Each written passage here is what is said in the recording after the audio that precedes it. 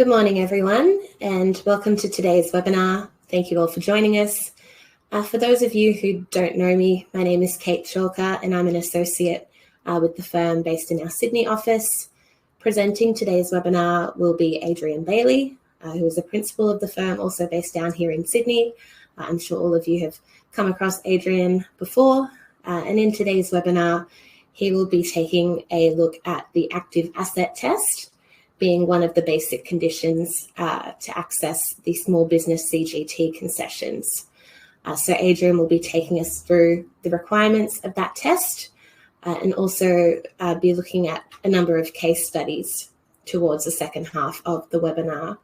There will actually be some audience participation as part of looking at those case studies. We will be running some polls to try and get your thoughts on whether you think the particular assets would meet the definition of an active asset.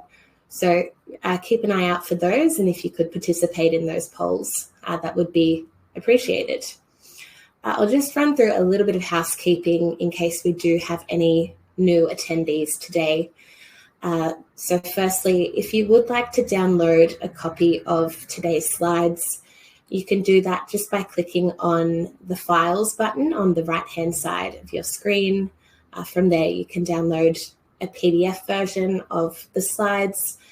But if you have any difficulties with that or you forget to do it, it's not an issue because they will also be included in the feedback email, which will be circulated later today. If you have any questions which come to mind throughout the course of the webinar, you're more than welcome to submit those just by clicking on the chat button, again on the right-hand side of the screen. From there, you can type in your questions and I'll be keeping an eye on those. And Adrian will be happy to answer those when we get to the poll and the case study segment of today's webinar. Lastly, just to let you all know that today's webinar is being recorded and will be later uploaded both to our YouTube channel and our website. So if you need to duck out or if you have any technical issues, you can always log back on later to access that recording. So I think that's all the housekeeping I needed to cover. So I think I will hand over to Adrian to jump into his discussion on active assets. Thanks, Kate. Welcome everybody to the webinar. I see Shane, you put in a chat message saying good morning to Kate and myself. Good morning, Shane. I hope the Gold Coast is treating you well today. No doubt it is. As Kate mentioned, we're going to be running through active assets today and having a look at some of the core issues in relation to active assets and how we make the active asset test for accessing the small business concessions. It is one of what you known as the basic conditions that we have an active asset in the first place, and it meets the active asset test, which is effectively the timing provision. But really the core part of it is whether the asset itself is an active asset. Towards the end of the paper, we're going to run through 8 examples. There's 7 case studies, but one has a variation, so 8 case studies in total. With the idea being that after we run through the facts of each, we throw it open to a poll, which Kate will start, which the answers will be, do you think it's an active asset? The question will be, do you think it's an active asset? Yes, no, don't know. And just so we can have an idea of where people's thoughts are. Those polls are confidential. We don't know. The system doesn't track you. We don't know what you put in. So don't worry about that. And obviously, it's not advice. So no one's going to hold anyone to it in terms of what the answer is as to whether it's active asset or not. But they are things that we've come across in practice, and some of them are ATO ruling related when we've had interactions with the ATO, and others are just advice related. So I'd be curious to get everyone's thoughts as we move through. So jumping into the paper itself, as I mentioned, our basic conditions for the small business concessions are contained in Subdivision 152A of the Income Tax Assessment Act 1997. Small business concessions are what I would consider reasonably complicated in that they're called basic conditions. A lot of them are far from basic, and I find the trick really is every time you're trying to work through whether somebody's eligible for small business concessions, to start at the beginning of the basic conditions and make sure you're ticking off each one as you go through. because you can lead to some issues where you assume that a client meets for a particular reason, but then when you dig into the detail, you find that they may not actually meet the conditions to apply the concessions. Obviously, they're fairly generous, and this is our starting point, making sure that we meet the basic conditions, all of which need to be satisfied before we're entitled to apply any of the small business CGT concessions, some of which have additional conditions in themselves to meet. But we're not going to go through all of them in any detail, but just to jump through them very quickly. Basic condition 1, we have a CGT event happening in relation to a CGT asset. Often that's CGT event A1, and in our case studies and examples, it's all going to be A1. It has to occur on or after 21 September 99. I don't think that's going to be an issue these days. I know sometimes there are some magical, what you call backdating, that goes on in our profession, but I don't think you'd be able to get back to before 1999. And it must be a CGT asset. So most circumstances, it's going to be clear that we're going to meet this condition. Condition number 2, apart from this provision, the CGT event would have resulted in a capital gain. Our capital gain is our capital proceeds less our cost base. And of course, we may have the application of the market value substitution rule, where we're, for example, disposing of shares in a private company at no cost to a new equity participant, to a family member or key employee. So that will be our capital proceeds, the market value in that circumstance. Basic condition 3 has 4 parts. We're a small business entity, so that's the turnover of the taxpayer and connected entities and some affiliates is less than 2 million, excluding things like fuel excise and some other, and GST. Net value of the, or alternatively, our maximum net asset value test. So we look at a series of the taxpayer, of their assets and related entities, excluding things like home, superannuation, life insurance proceeds or policies, I should say. And if that is less than, on a net position less than 6, then we're through the maximum net asset value test. A couple others in basic condition 3, which we don't often, or you don't often have a look at, but they are there. And predominantly, the first one is in relation to partnerships. So the entity is a partner in a partnership as a CGT small business entity, and the CGT asset is an interest in a partnership asset. And number 4, it's a passively held asset used in the business of an affiliate connected into your partnership, in which the taxpayer is a partner, that is a CGT small business entity. So 3 and 4, as I said, kind of specific when we're dealing with partnerships. So you don't come across them too much these days, partnerships not being as common a structure as they used to be. You tend to see obviously a lot more clients structured in companies and trusts these days as opposed to partnerships. Basic condition 4, and the one that we're going to focus on today, is the active asset and the active asset test. So first of all, the asset has to be an active asset, and we're going to spend a lot of time talking about considering that. And so the definition within the legislation, which we'll run through a bit later, is effectively that it's an asset used or held ready for use in carrying on a business. That use, or being held ready for use, has to be satisfied either for at least half of the ownership period, or at least 7.5 years if the ownership period is more than 15 years. So it's not enough that the asset is active. It has to be active for a certain period of time, and effectively at least half of its ownership period. So that allows us to potentially apply small business concessions to assets that were once active but were not. For example, if we had a building that was used in a business of ours, we sold the business but held the business for a further period of time. If we meet those timing requirements in relation to that time period obligation, then potentially that could still be an active asset, even though it wasn't used or held ready for use at the time of the CGT event. Shares in a company by their nature are not active assets because they're not held ready for use or used in a business unless we're in the business of share trading ourselves. So in that, there's a modified test that looks at the market value of the active assets of the company, also in relation to trusts. And in terms of other conditions, we saw some changes a few years ago, which brought in some additional obligations when we're disposing of shares that effectively mean that the company in which we're disposing of the shares needs to be either a small business entity or meet the maximum asset value test itself, that test being modified slightly. But we're not going to go into that because we're not talking about sale of shares in this presentation. We're just talking about the concept of being an active asset. So what is an active asset? And I mentioned it's contained within the legislation. It's contained within 152.40 of the Income Tax Assessment Act 1997, and subsection 1 in particular states that an asset is an active asset if you own the asset, whether the asset is tangible or intangible, and it is used or held ready for use in the course of carrying on a business that is carried on.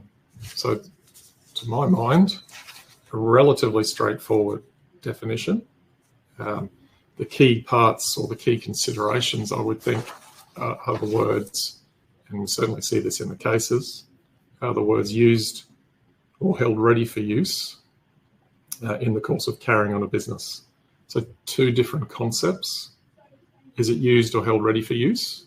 So we need to consider that and what that potentially could mean first. And the second one, carrying on a business. It's not enough that it's used or held ready for use. It's got to be used or held ready for use in the course of carrying on a business. So that would exclude what you would consider to be passive assets, or passive rental investment assets, which are also excluded by something else that we'll talk about. But it has to be something that is used in the business, I think is the easiest way to say it. And the taxpayer themselves or a related entity has to actually be carrying on a business. So there are our two main thresholds in relation to active asset. The term used or held ready for use, it doesn't give us any proportions or ability to apportion. We need to look at the asset itself and decide whether it's either used or held ready for use or not. So it doesn't matter that there is some part of the asset that is not used or held ready for use. It's going to be a question of fact as to whether we could say that that asset is used or held ready for use in the business looked at it objectively. So for example, if we have a farming property and part of it is used, a small part of it is used for personal use, that in itself will not mean that it's not an active asset as a whole. So important from that perspective to really have a look at that and think of that. Because quite often, and some of our case studies will think about, well, what if we've got a building that has multiple uses? Can we say that that's used or held ready for use as a whole? And that's really going to be a question of fact. And certainly some of the cases turn about the facts of what actually the asset use was and the proportion that was personal and private or other use. So it's really having a look at the facts and saying, if we look at this asset, as I said, objectively, could we say that it's used or held ready for use in a business? A lot of the time that's going to be clear. But in terms of where we as advisors get value, it's having a look at scenarios where it's potentially not clear, distilling the facts and having a look through it and trying to come to a conclusion whether we think it's an active asset or not. The second part I mentioned is when we're carrying on a business. So it's not enough that it's used or held ready for use. It has to be used in a business, and the taxpayer has to be carrying on a business. If we think about that conceptually, I guess the first sort of question would be, is it a revenue asset or capital asset in the first place? If it's a revenue asset, then we're not going to be able to use small business concessions because they can only relate to CGT assets or capital assets. If it's a capital asset, then potentially we could use it. So oftentimes, and you often see this in the world of what you'd call the quasi-property developers or the sometime property developers, is this asset a capital asset in the first place? Or was it really a revenue asset? And that takes us out of the small business concessions. We also need to think about, depending on our facts, is our taxpayer doing enough to be actually carrying on a business? Or would the tax office take a different view as opposed to whether they're carrying on a business themselves?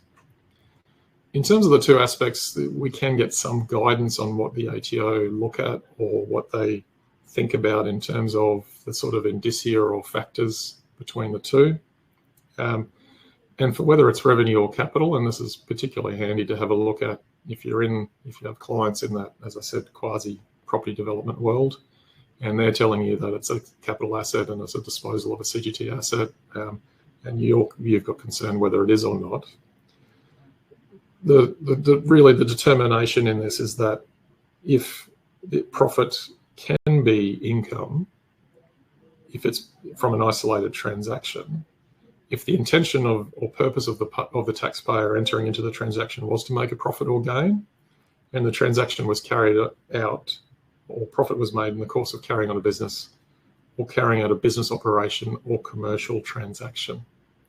So our one-off property development, depending on the factors, could be a revenue asset as opposed to a capital asset.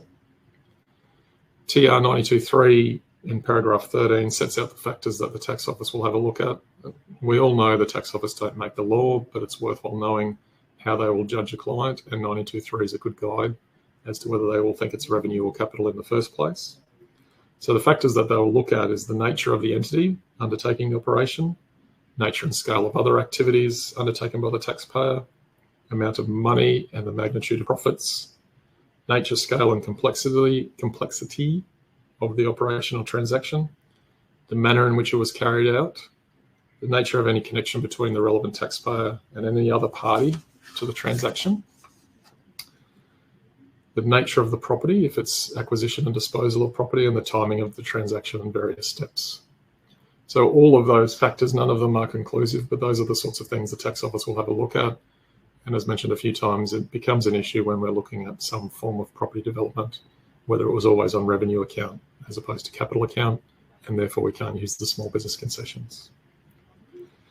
Again, helpful if we're looking at whether our taxpayer themselves are carrying on a business of taxation ruling 9711, which talks about business of primary production, but I do find in audit situations that the tax office often refer to that and go through what they call the factors, whether you're carrying on a business or not. So just running through them now, it's whether the activity has a significant commercial purpose or character, whether they have more than just an intention to engage in business, whether they have a purpose and prospect of profit, whether there is regularity and repetition, whether it's the same time carried on a similar manner that's in the ordinary trade or line of business, whether it's planned, organised, carried out in a business-like manner, size, scale and permanency, and whether the activity is better described as a hobby, form of recreation or sporting activity. So those are the sorts of factors that the tax office will look at if they're trying to consider whether our taxpayer is carrying on a business. Clearly, it is important to consider those factors if we're giving advice on small business concessions, because we know our asset has to be used in a business or in the course of carrying on a business. So if our taxpayer doesn't hit that threshold, being in business, we can't have an active asset, regardless of how they're using it. So it is in some circumstances, and definitely in the case studies that we'll work through, it is an important consideration. I mean, it's an important consideration anyway when we have a look through the provisions to make sure we consider whether we are actually carrying on a business or the taxpayer is. I mentioned the carve-out in section 152.40, subsection 4. There's a few carve-outs there, but the one that you see most often in practice, something that can't be an active asset, is where its main use is to derive rent as opposed to being used in a business. So here's where we see a carve out what you would call for the commercial or investment properties, other forms of residential properties where we're not, our main use isn't as a business, but is to derive rent. And obviously it can get a bit circular and a bit confusing there when we're thinking about, well, I'm renting to a related party. Who's carrying on the business? Is its main use to derive rent? No, the tax office accepts the main use is in the business of the related party. And it leads us to the question, well, what's the main use? If we're looking at a multi-story building or a more than one-story building or more than one office building, and we're trying to decide whether we're still an active asset, how do we say what the main use is? The tax office in TD 2006-78 accept that there's two factors that you can have a look at to decide or to give some comfort whether you think the main use is business or whether the main use is derived rent. And that's having a look at either floor area.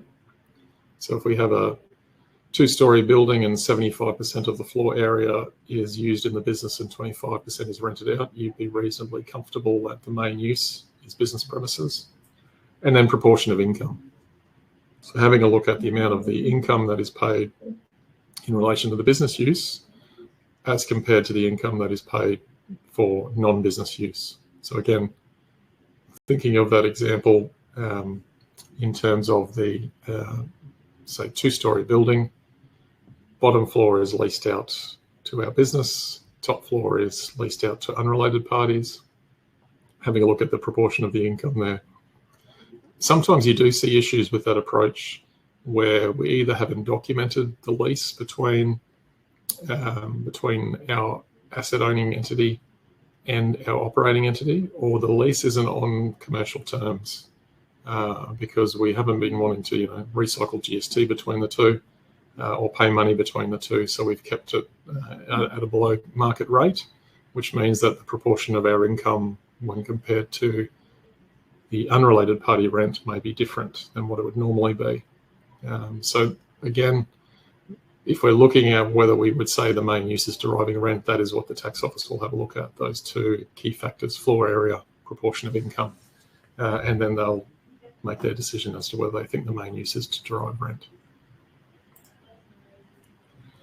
Some of the important cases in the area are Eichmann, which is a case involving the active asset test.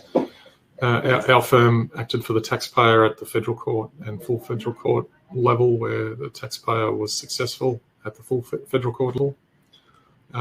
Without getting too much in the details, and I won't kill you with the details of each of these cases, but effectively there was a block of land adjacent to the taxpayer's dwelling on which he had some, he was a paver, or bricklayer by trade, sorry, paver by trade.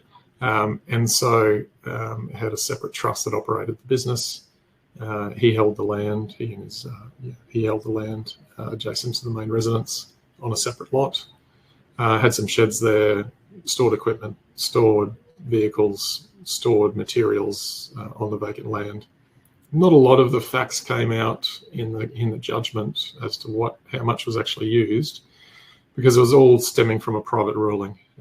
And the way that works is that you can only rely on the facts that are in the private ruling. And there could have been a lot more detail put into the private ruling, not discounting the accountant who may or may not be on this webinar who prepared the private ruling application. But that was one of the issues and one of the reasons that the tax office kind of pushed Eichmann, because it did end up being a test case and test case funded, was that they had a good scenario there where there was only limited facts about the use of the actual land, whereas in reality more than 90% of the land was used in the business, and it was surrounded by a 6-foot tall Besser block fence, couldn't be accessed from the residence.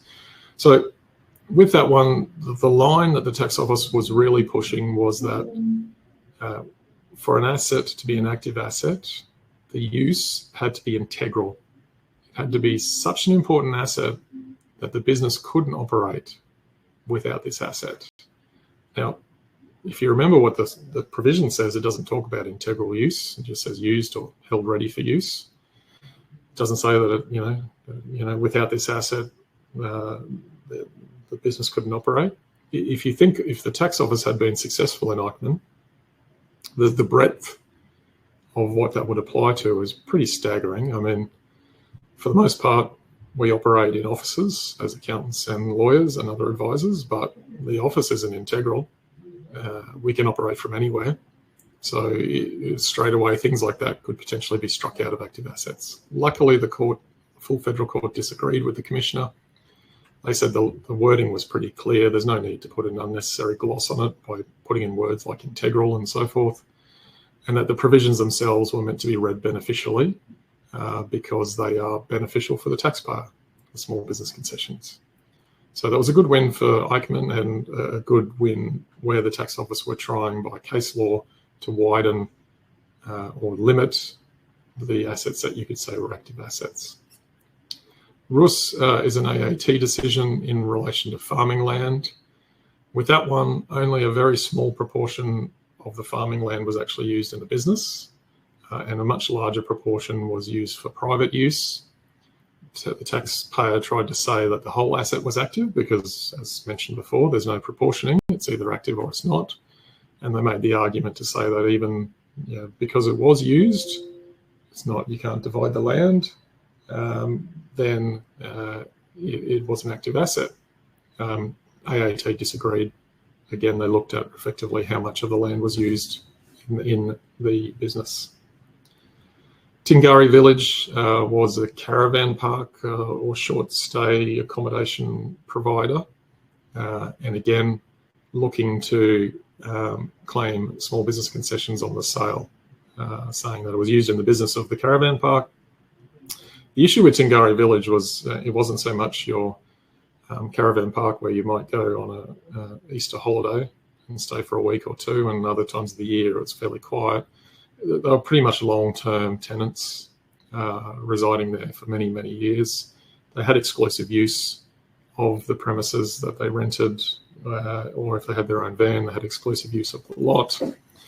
So that comes back to that carve-out 152.44 to say, is the main use to derive rent?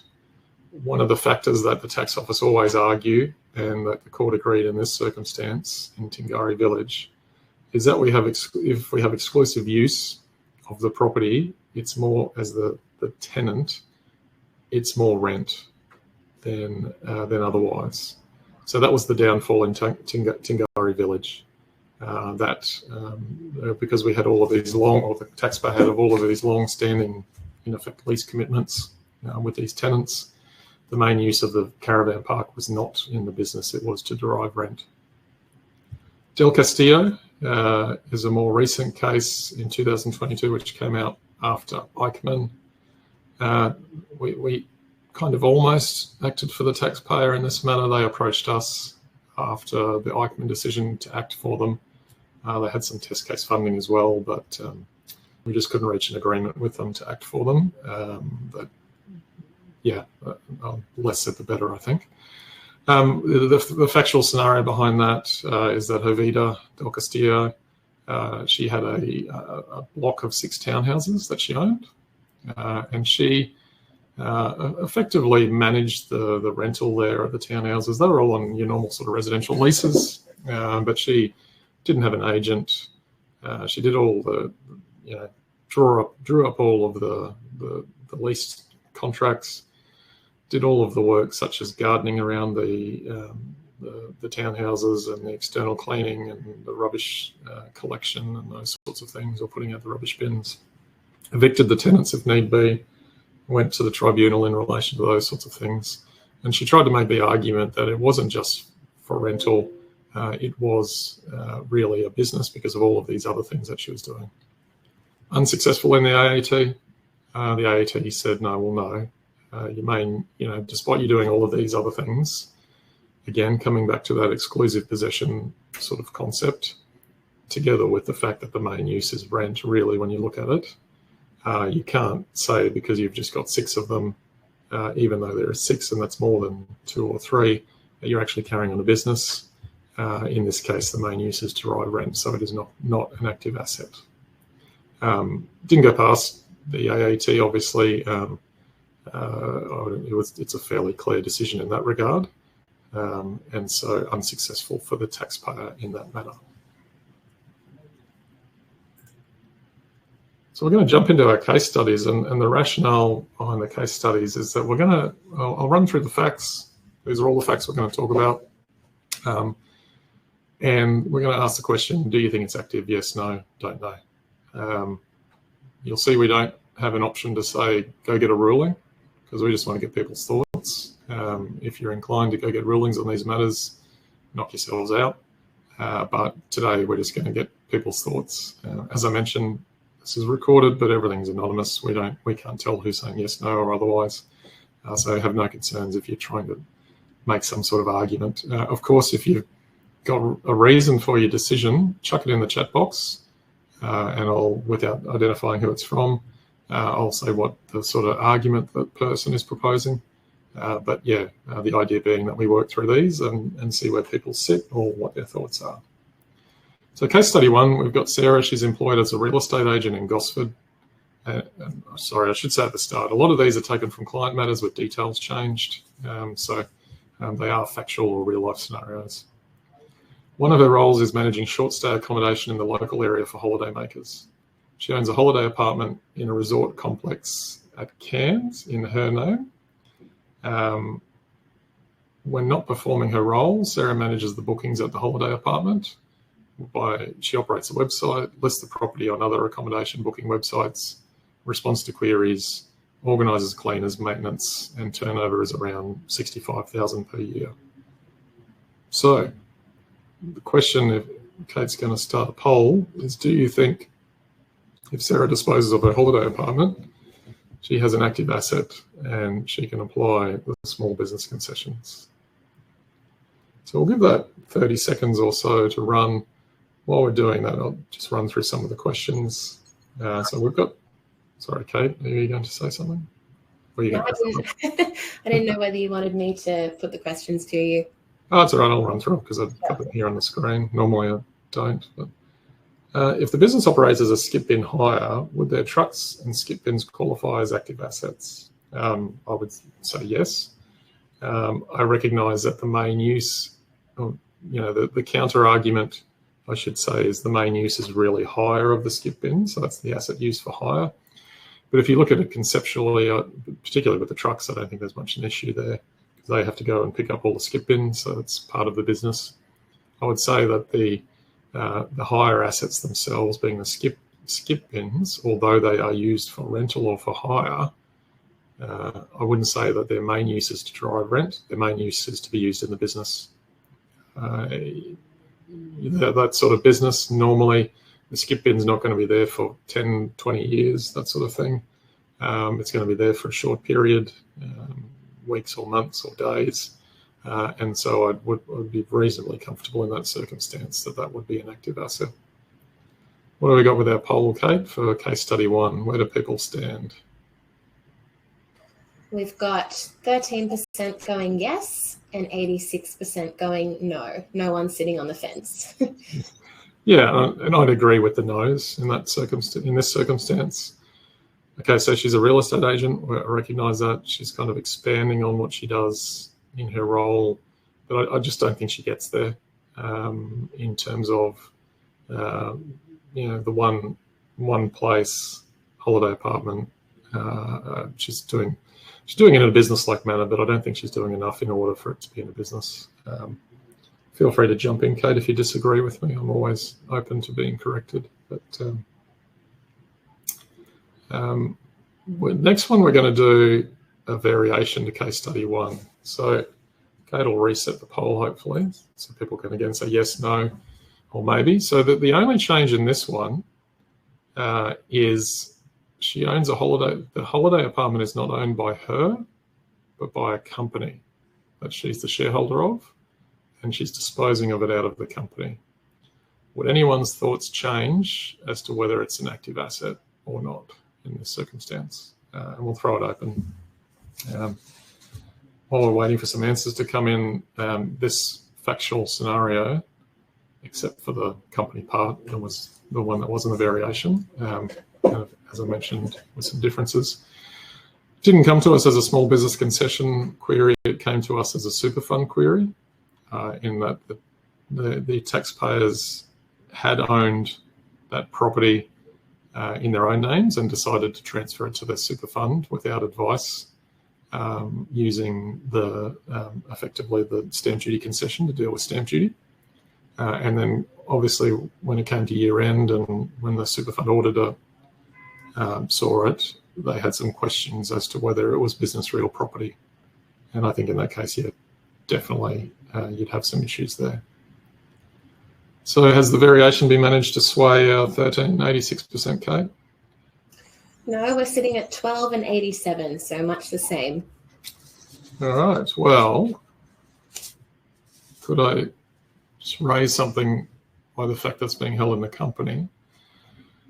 There's a series of rulings in other areas of the tax world, which says that merely by being in a company, it says that we are carrying on a business or we're in business. So when you look at things like small business entity, tax rate, other aspects, it says that by being in a company, we're carrying on a business.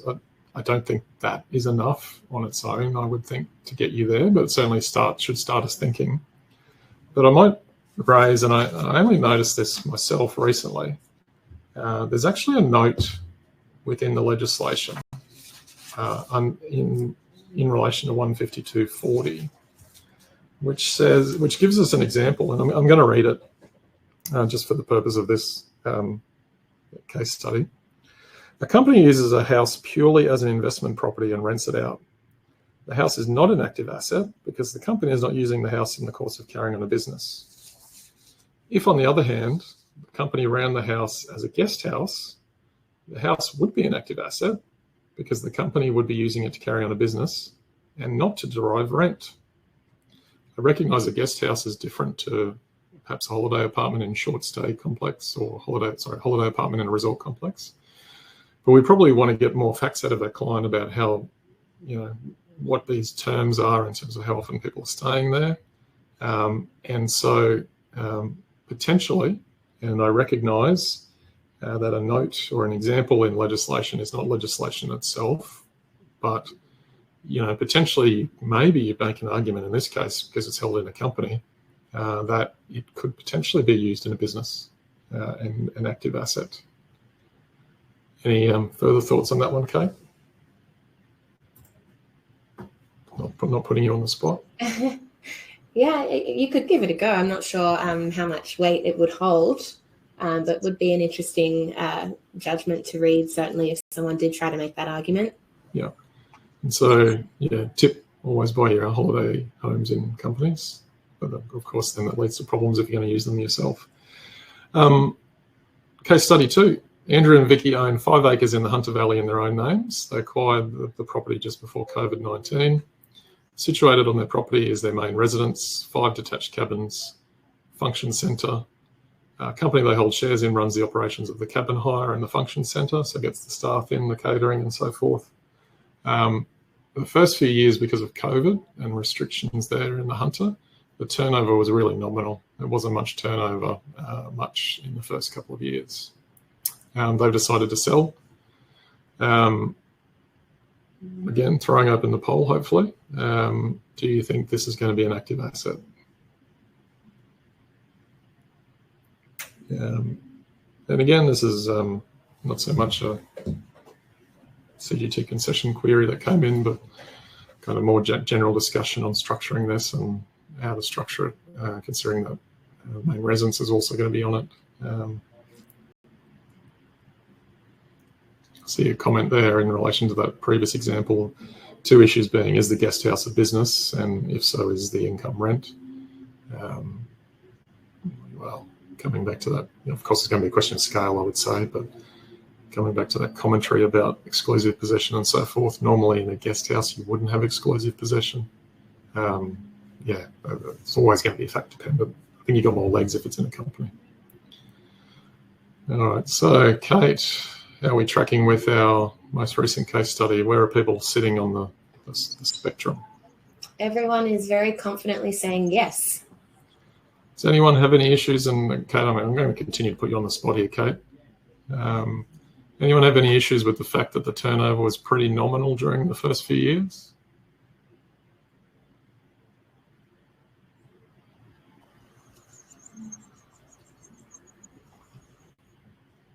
No? Okay, no comment? Oh, sorry, was that? Sorry, that would go towards the question of whether they are actually carrying on a business and whether they do have that profit-making intention and the business plan and all those factors that you referred back to previously. Yeah, I wouldn't have, you've got an explanation as to why the turnover is low, and it's still held ready for use. It's just the fact we don't have any customers because they can't get there, I would say. Just a couple of comments about issues with the polls. Obviously, some people can see them, but some can't, and we'll just keep trying rebooting them. If you can't see it, just chuck it in the chat. I see a comment there, no issues, low income. It's reasonable reasons for low income. Yeah, I'd agree with that. Case study 3, Murray and Adele own 10 acres in the Hunter. We're back in the Hunter in their own names. It was bought as a going concern winery and cellar door.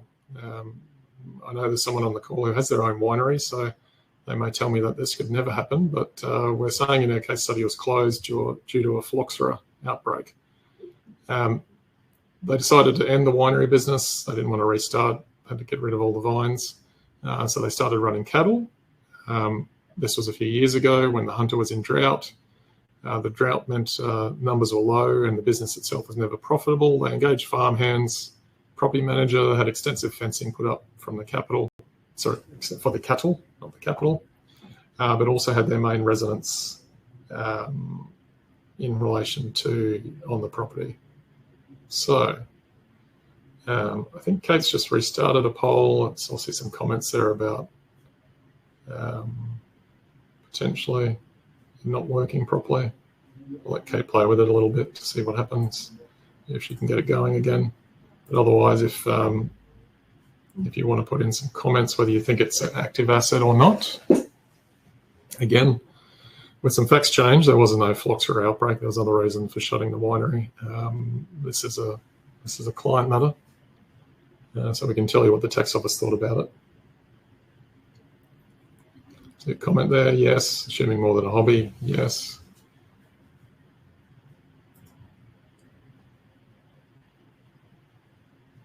Just seen some questions come through separately. Is a non-income producing holiday house an asset that needs to be included in the 6 million asset test? No, not if it's personal use and it's held individually. Doesn't need to be included. Did we get any answers that time with the poll, Kate? Did we? I have had some come in. We're sitting at 96% yes and 3% no. But I can't tell how many people have voted, unfortunately. Yeah. Well, sorry for these issues if you can't see the polls, but obviously some are coming through, but we'll just keep muddling through. So everyone's pretty comfortable that this would be an active asset. I can tell you that the tax office in this one took the view that they weren't carrying on a business. So they were just at a lifestyle asset. So very difficult to dissuade them in this circumstance, but just so everyone's aware, that's the view that the tax office took. I definitely don't agree with it, but they couldn't be persuaded otherwise. They said this is purely lifestyle rather than being a business. So it shows you the difficulties that you can come across sometimes, I think. Case study 4, our client owns a 2-storey commercial building.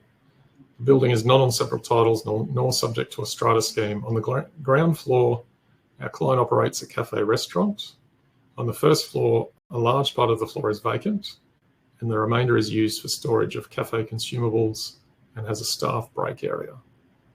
All right, so hopefully opening up the poll if we can get our technology working properly for everyone, or for as many people as we can, to see what people thinks whether this is an active asset or not.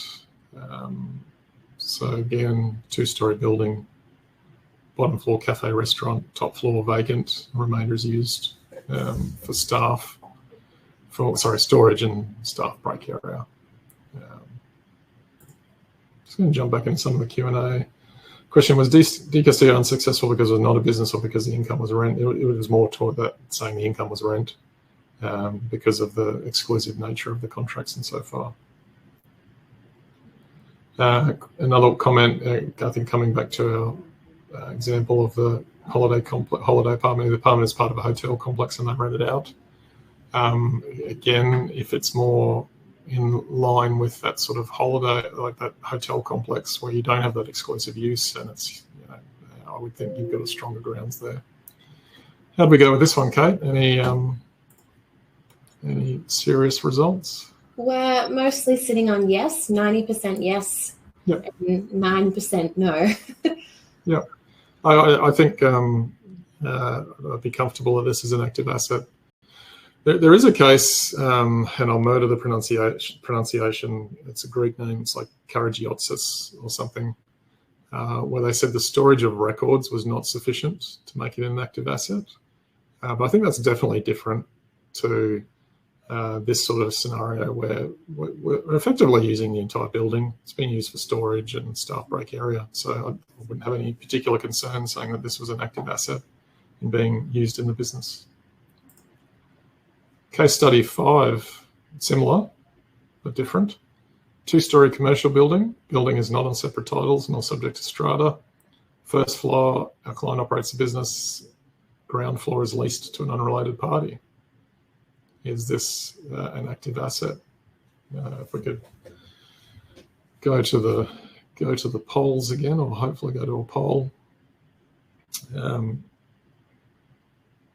As I said, it's a similar scenario, but instead of having it used as storage and staff break area, the floor is leased to an unrelated party. The question is it we sell the building? Is it an active asset? A few comments coming through saying that they agree that it would be. How's our poll sitting, Kate?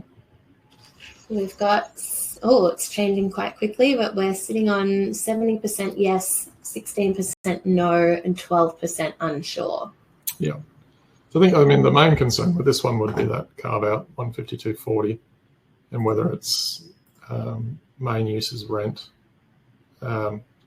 With that, again, you bearing in mind, you know what the tax office is going to look at. You'd have a look at floor space between the two levels. Is there a difference there? You'd look at the income return. There's no reason why it can't be an active asset, but it's going to depend on the facts and having a look at those situations. So I'd put myself in the unsure unless I got some more details, to be honest. How about you, Kate? Are you sure, unsure, or you just going down, hitting it out of the park and banging up? No, I agree with you in that we'd need to find out the floor area and also the income derived from the two activities. Yeah. Case study 6, our client operates a logistics hub. So transport, trucks come in, unload their stuff, pick up other stuff, and off they go. Might store stuff there. At the hub, there's a fuel station, cafe, restaurant with shower facilities for the drivers, truck washing area, where they can wash down their trucks and so forth. Storage sheds, which are rented on a month-to-month basis if the business wants to rent somewhere to store it or if they need it. And entry and exit's all regulated. You can't just drive into this place. You've got to basically be I guess you'd call it like a member or a customer. You swipe CCTV covers the entries and the exits, and somebody has to actually let you in as well, apart from just swiping. And so question on the sale of this asset, would you consider that to be an active asset or not? Again, with some facts changes, this is a real life question where we know what the ATO's view is because they've told us, but curious to see what people think about this sort of scenario. While they're doing that, just a couple of questions coming in. Would a small shopping centre owned by a company with a spa supermarket as the anchor tenant and a number of other tenants be an active asset? Again, the issue with that is the main use to derive rent. You'd have to have a look at what else they're doing in relation to the shopping centre as the taxpayer, as to whether they're doing enough for it to be a business. So it's going to be a question of scale of the shopping centre, the other services they provide, what else that they do. So you'd have to really drill into that. Another one, can you make a percentage active asset? No, it's either active or not. So there's no percentages or apportioning. How do we go with that one, Kate? We have 91% saying yes, 2% saying no, and 5% unsure. Yeah. So this one, this was a private ruling application that got sent to us. We didn't do the application, but helped out with responses to queries from the tax office.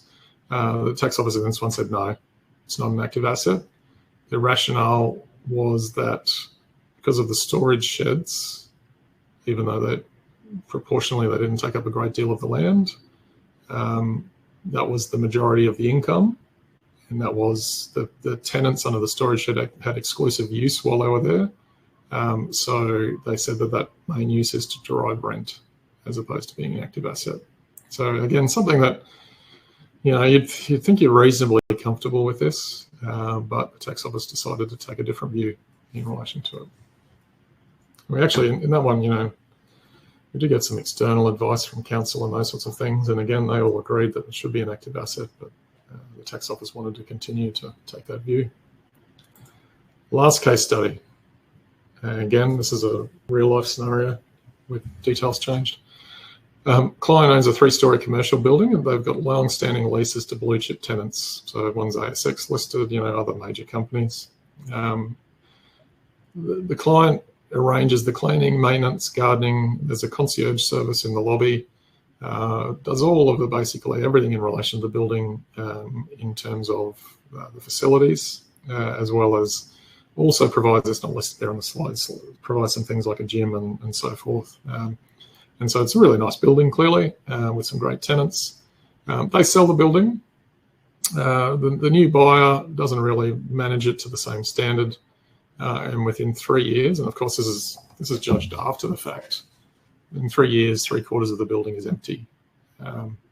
Do you think in this circumstance the asset is active, or do you think that we've got issues because the main use is to derive rent from these tenants?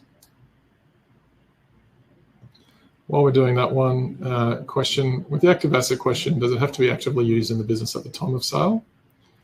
For example, if it was used in the small business for 20 years, however, the business was wound up 8 years ago due to ill health, and the land has been vacant since, the short answer is no, it doesn't have to be used in the business at the time of sale, as long as we meet that timing requirement. So more than 7.5 years it was active, if it's held for more than 15 years. Or at least half of its ownership life. And another question, which I'm guessing is in relation to that past one, the private ruling. Did the client appeal the decision? No, they ended up withdrawing the private ruling application, so the tax office didn't issue the private ruling, but then they didn't take the private ruling matter any further. All right, Kate, how do we go with this one? We have 9% going yes, 81% going no, and 9% unsure. So this, thank you, and I would look at this and I would think, yeah, that's not enough. But this is a classic example of it depends on whose desk you land on. So in this case, the client sold it, claimed small business concessions based on what they said that they did, and that was enough to carry on a business, and it wasn't just deriving rent. Audits came along and review. The ATO audited them, did the review. At that time, they could point to the fact that, now the building's empty, so clearly they're not running it the way we were running it in a business-like manner. Whether that swayed the ATO or other things happened, but the ATO in the review agreed that it was an active asset and allowed the client to use the small business concessions. So, as I said, a classic example of sometimes it depends on whose desk that you land on, and you can be extremely lucky or you can be extremely unlucky, depending on the circumstances. So thanks for tuning in today, or if you're watching this later, thanks for watching it up until this moment. In summary, active assets got to be used or held ready for use in the business. Got to bear in mind that carve out about main use for rent. It's always going to depend on the facts. Not every situation is obviously the same, and so when we're sort of in that sort of unsure area or uncertain area, then we really need to start drilling into the facts. So I'll close it off there, Kate.